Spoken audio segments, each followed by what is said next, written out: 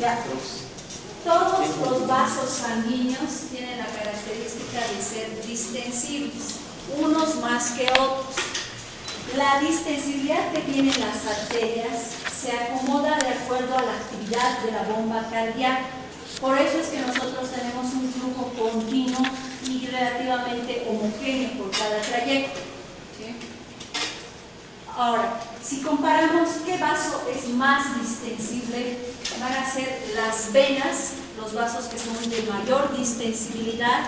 Por eso es que también son los reservorios de sangre, porque estos nos pueden dar una sangre adicional si existe pérdida de sangre entre 0,5 y 1 litro de sangre. ¿Sí? De ahí la fórmula que se tiene que distensibilidad vascular ha de ser igual al aumento del volumen que se presente en el vaso sanguíneo sobre el aumento de la presión que se va a generar por este aumento de volumen por el volumen original que contenía el vaso sanguíneo. Gracias a estos tres datos nosotros podemos determinar la distensibilidad vascular que presentan los vasos sanguíneos. Y por eso sabemos que las venas son más distensibles que las arterias. Las paredes de las arterias van a ser más fuertes a de las venas. ¿Por qué? Porque hemos dicho que estas manejan altas presiones debido al alto porcentaje o concentración de oxígeno que manejan.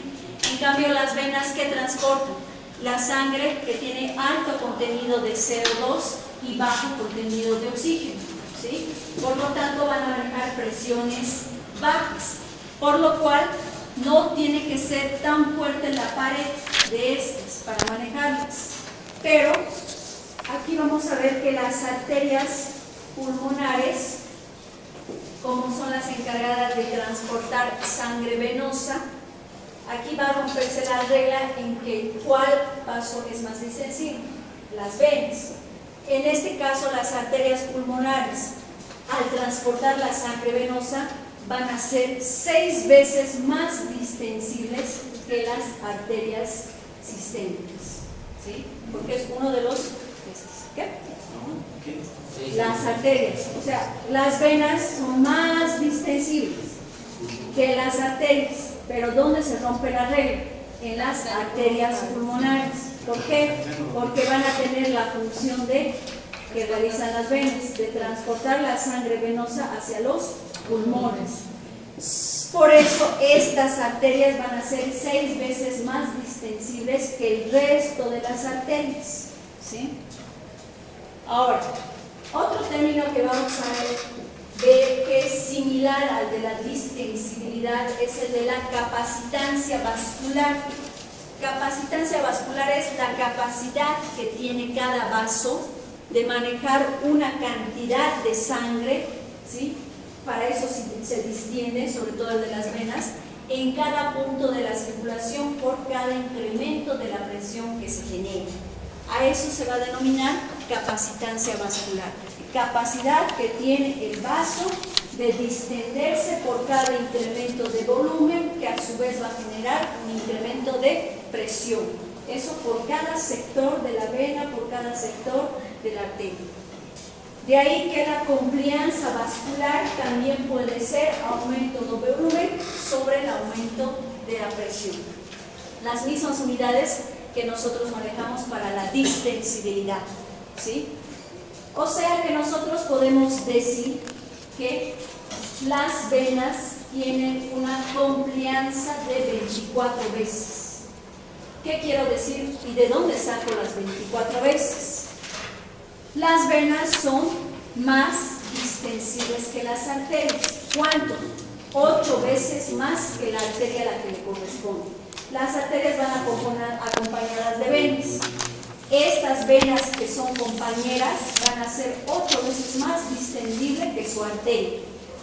Y también van a manejar 3 veces más volumen que su arteria que le corresponde. Un ejemplo, tenemos a la arteria femoral y tenemos a la vena femoral. Esta vena va a manejar, por decirles 10, solo ejemplo, 300 ml de sangre maneja la arteria. Entonces, ¿cuánto va a manejar la vena, si maneja 3 veces la vena. 900 ml va a manejar la vena femoral, ¿sí? Entonces 3 veces. Luego la vena va a ser 8 veces más distendible que la arteria, por eso tiene la capacidad de manejar grandes volúmenes. Por eso nosotros vamos a decir que las venas son 24 veces más unidades de complianza. O sea, tienen una complianza de 24 veces más que la arteria a la que le corresponde. Ahora, por eso que esas se llaman varices a nivel de la vena, ¿no? sí. Y ahorita vamos a ver también eso. Tenemos 2 sistemas, ¿no? Hemos dicho el arterial y el venoso, en lo mismo.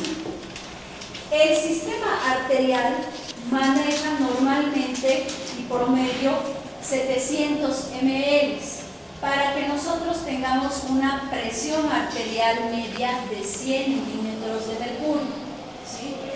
Pero ¿qué pasa si aquí mi sistema tiene por un motivo X pérdida de sangre y manejara solamente 400 ml de sangre? Entonces baja inmediatamente la presión. Con que solo maneje 400 ml de 100 milímetros de mercurio, que es la presión arterial media, se baja hasta 0 milímetros de mercurio. ¿Qué quiero decir con esto? Que cualquier alteración del volumen del sistema arterial tiene repercusión inmediata en las presiones que maneja este sistema, ¿sí?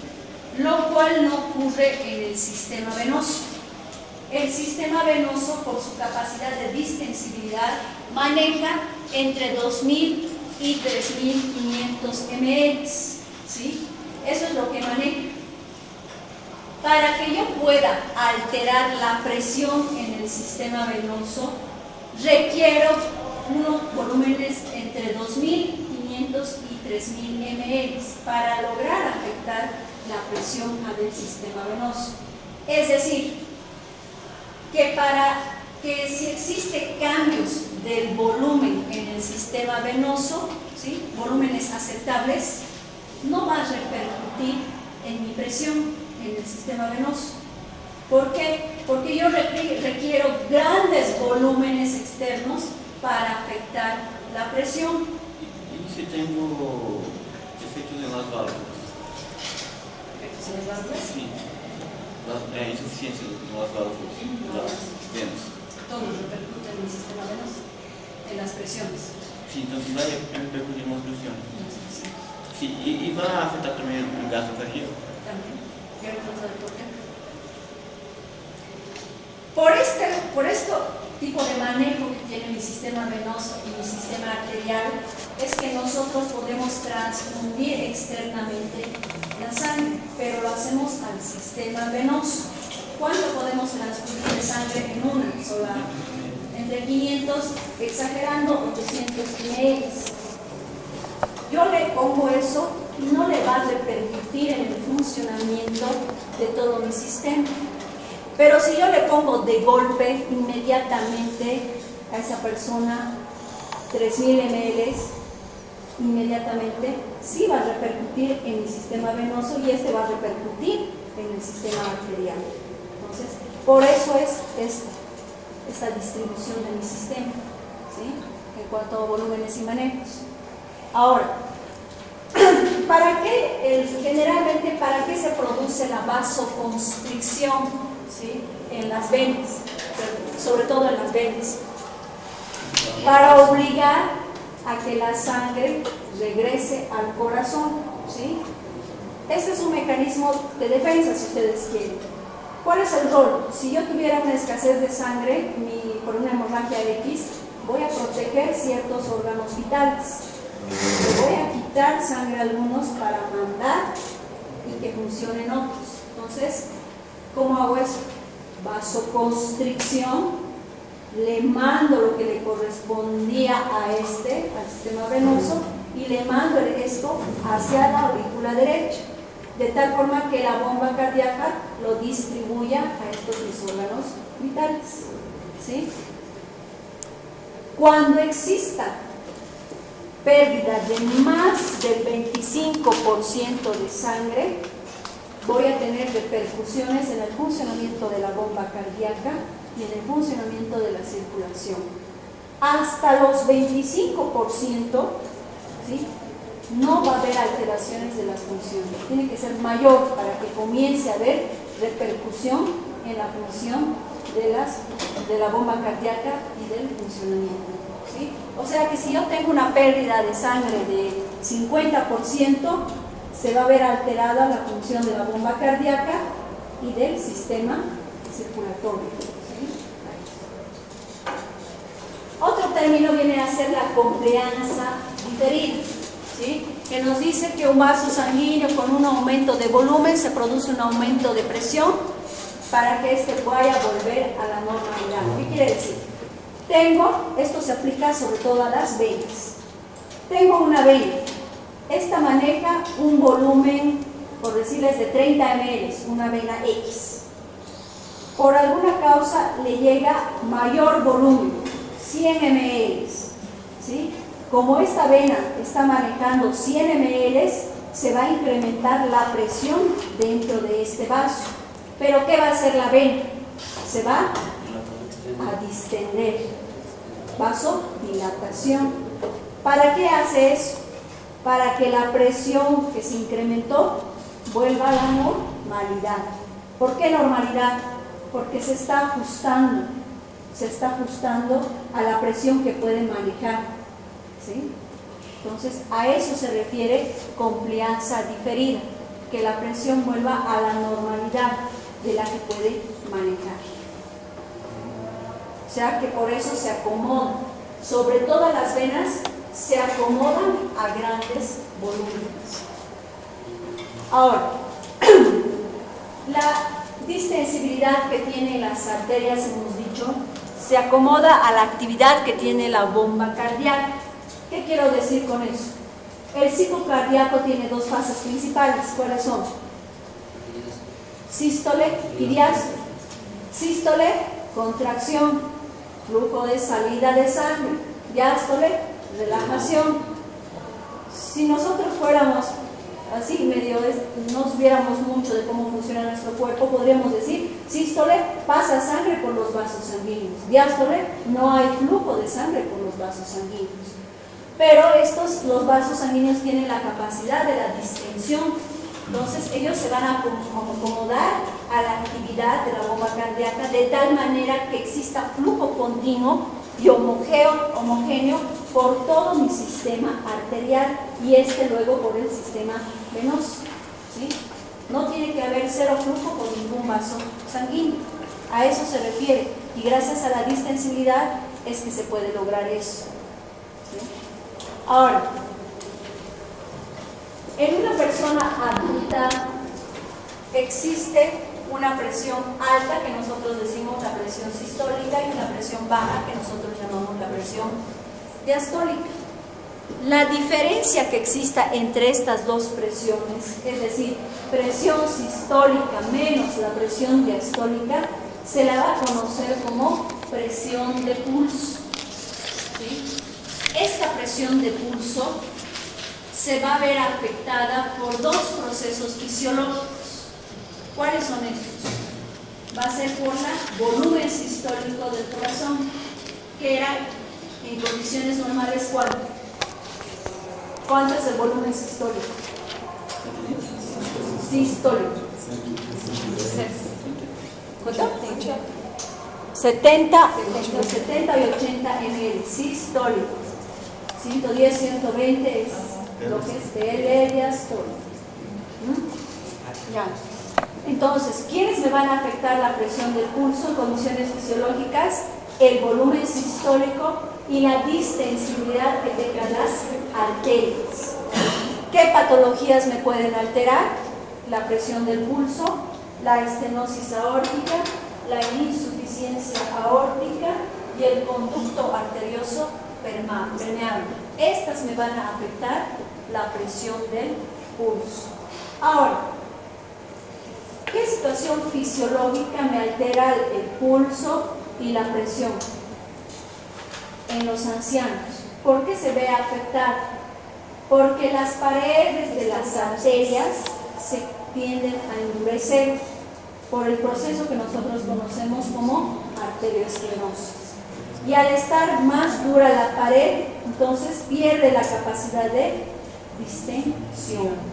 Por eso es que se ven alterados los valores. En las personas ancianas es normal que tengan alto pulso, y la presión arterial y la presión del pulso alta. Ahora, ese pulso que ustedes detectan, ¿por qué es? Hemos dicho que todos los vasos sanguíneos tienen dos factores, que es uno que favorece que haya flujo sanguíneo y uno que se opone al flujo sanguíneo, o sea, tienen resistencia. Y en la aorta no va a ser indistinto. En la porción proximal de la aorta existe una fuerza que se opone, ¿sí?, a que exista flujo sanguíneo. Por eso es que específicamente la presión de la cavidad ventricular izquierda debe vencer, o sea, debe incrementar su presión para poder vencer una de las fuerzas que se opone en la aorta y permitir la salida de esta a través de la aorta. Y lo va a hacer como si fuera una ola de sangre, ¿sí? Y esta ola de sangre va a ir por todo el trayecto arterial. Y eso lo vamos a detectar nosotros como pulso y se llama la transmisión del pulso a través de todo mi sistema arterial. Debido a es una confrontación de fuerzas que se genera en la porción inicial de la aorta y el ventrículo izquierdo. Y al ganar el ventrículo izquierdo para el periodo de eyección, lo hace la sangre saliendo pero bruscamente. Entonces ahí eso se va a manifestar como el pulso que nosotros detectamos.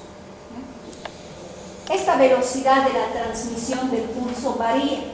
En la misma aorta, por todo su trayecto, puede ser entre 3 y 5 metros por segundo. En las otras arterias de calibre grande, entre 7 y 10 metros por segundo. Y en las otras ramas, entre 15 y 35 metros por segundo, que tiene la velocidad de la transmisión del pulso.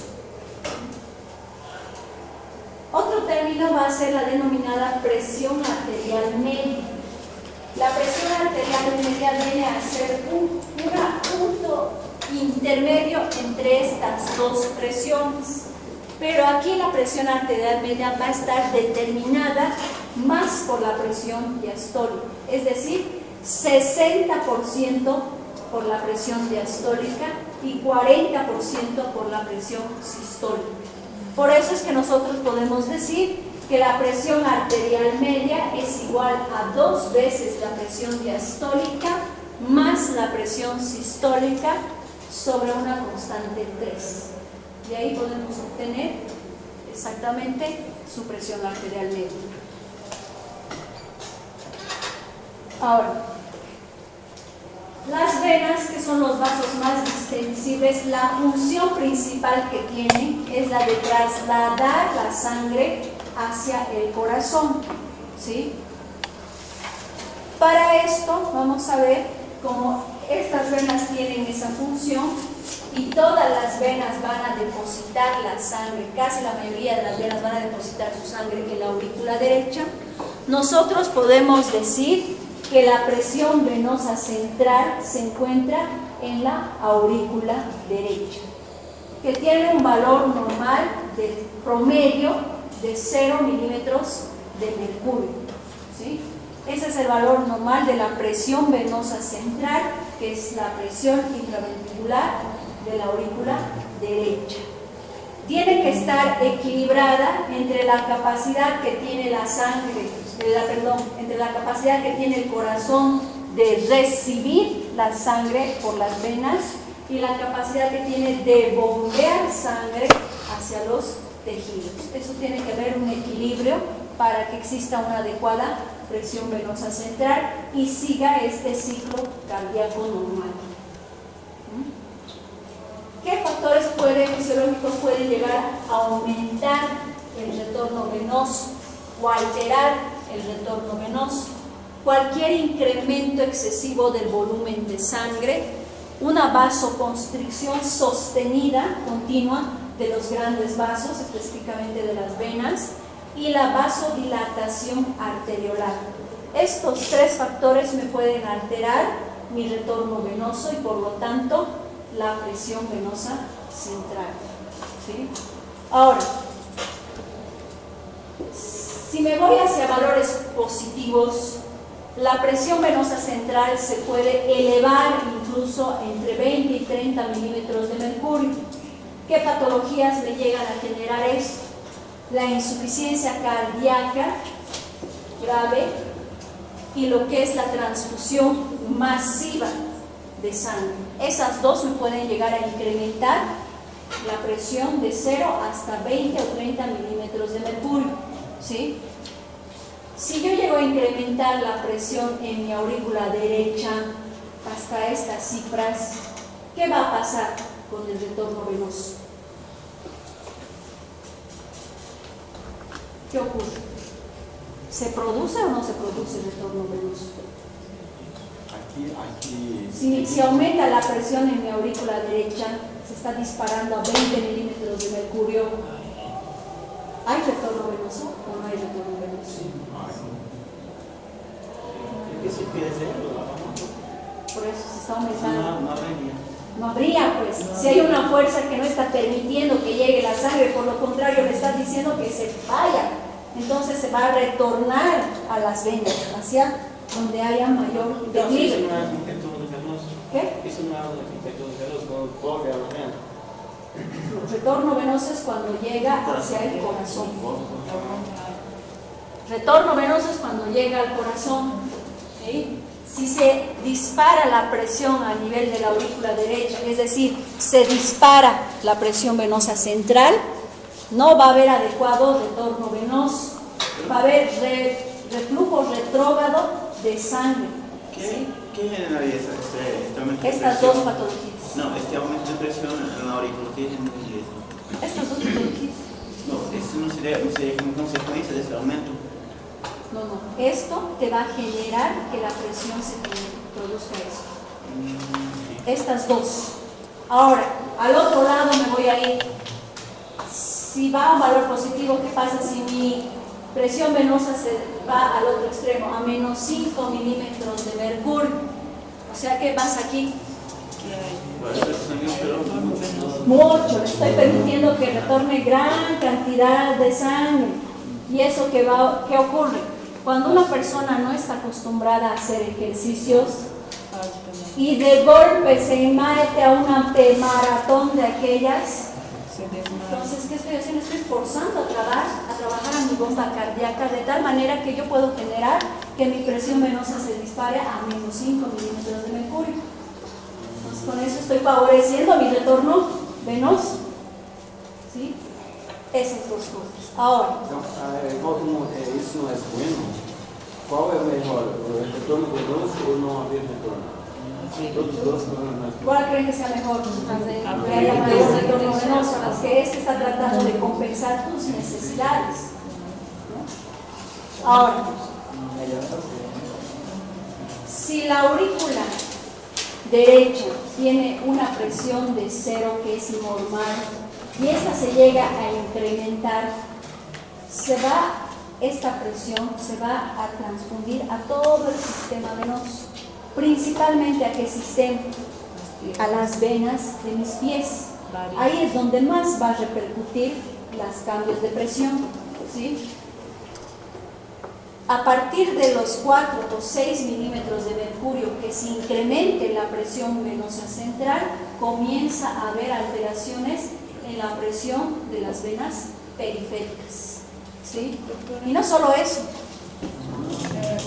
O sea, el factor de ejercicio incrementa la presión. ¿Qué? El factor de ejercicio incrementa la presión. Por eso. Y después el organismo trata de hacer. Siempre quiere generar homeostasis. Para que, si tú tienes una necesidad, compensar tu necesidad. Ahora, la presión venosa también, sobre todo la periférica, también se ve afectada por otra fuerza, que es la presión intraabdominal. Esta presión intraabdominal en condiciones normales es de 6 milímetros de mercurio, promedio.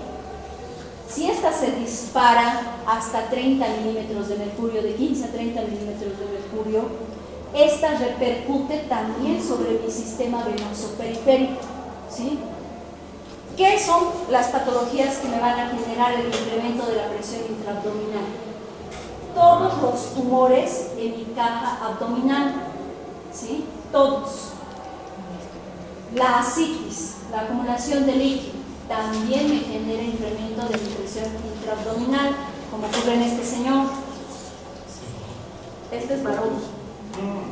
¿Y qué situación fisiológica me genera incremento de la presión venosa periférica? El embarazo, ¿sí? El embarazo también me va a repercutir en menor grado sobre la presión venosa periférica. ¿Qué otra fuerza me va a afectar? La presión gravitacional. Si yo lanzo un objeto, ¿qué tendencia tiene? Caer. La sangre también tiene peso, por lo tanto tiene la tendencia de caer. Pero ¿qué característica tiene mi sistema venoso? Las válvulas. Las válvulas son las que me van a impedir que esta presión gravitacional me venza, ¿sí? Porque esta va a tener la tendencia de que vaya al lugar más declive mi sangre. Entonces es como si la sangre venosa fuera por trayectos. Va un trayecto, la válvula se cierra, va otro trayecto, se cierra, va otro, hasta que llegue al corazón, ¿sí? Esa es la función que tienen las válvulas. Ahora, también por acción de la gravedad, yo voy a tener diferentes grados de presión en mi sistema venoso, también por la tendencia de caída. Siendo que aquí, a nivel del hombro, si ustedes quieren, tengo aproximadamente una presión venosa de 6 milímetros de mercurio. A nivel de mi mano puedo tener 35 milímetros de mercurio. Donde mayor va a ser mi presión ha de ser a nivel de mis pies, que ha de ser de más 90 milímetros de mercurio. ¿Por qué esas diferencias? Por efecto de la presión gravitacional, ¿sí? Por eso es por eso. Ahora, ¿dónde voy a tener valores negativos en mi sistema venoso? Aquí mi bóveda craneana es una cámara no colapsable, es decir, que los vasos no deben colapsarse para que haya un adecuado funcionamiento. Si hubiera aquí el efecto de lo que es la presión gravitacional, mis vasos estuvieran expuestos, estos harían que mis vasos tengan la tendencia de colapsarse. Para eso es que el sistema venoso de aquí adentro maneja por lo general valores negativos para que no se colapse por la fuerza de la presión gravitacional, ¿sí? Ahí tenemos valores negativos, como en el caso de la seno sagital, que está entre promedio hasta menos Doctora, 10 milímetros. Por eso la necesidad de los senos, ¿no? Por eso. Ahora, hemos dicho que tenemos las válvulas en el sistema venoso. Si yo estoy de pie, la presión que tengo es de 90 milímetros de mercurio. Pero si yo estoy caminando por actividad muscular, le estoy forzando que traslade la sangre también venosa hacia el corazón. Esto se va a modificar de 90 a 20 milímetros de mercurio, de 90 a 20 milímetros de mercurio, cada vez que realice mi actividad. Por eso es que nosotros decimos que el sistema venoso también se lo puede considerar como una bomba venosa, y al mismo tiempo por la capacidad de distensión que tiene, también nosotros decimos que el sistema venoso es una verdadera bomba muscular, ¿sí? Cuya función principal es de devolver la sangre al corazón. Pero